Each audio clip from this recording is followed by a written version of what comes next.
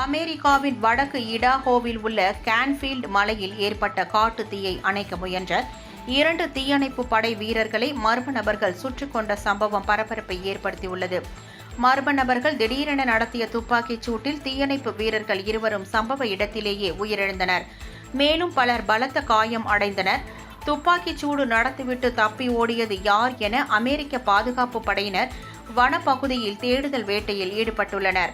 இதுகுறித்து Idaho governor பிராட்லிட் சமூக வலைதளத்தில் வெளியிட்டுள்ள பதிவில், இது எங்கள் துணிச்சலான தீயணைப்பு படை வீரர்கள் மீதான ஒரு கொடூரமான நேரடி தாக்குதல். பாதிக்கப்பட்ட வீரர்களின் குடும்பத்தினர்களுக்காக பிரார்த்தனை செய்யுமாறு அனைத்து இடாஹோ மக்களையும் கேட்டுக்கொள்கிறேன் என கூறியுள்ளார்.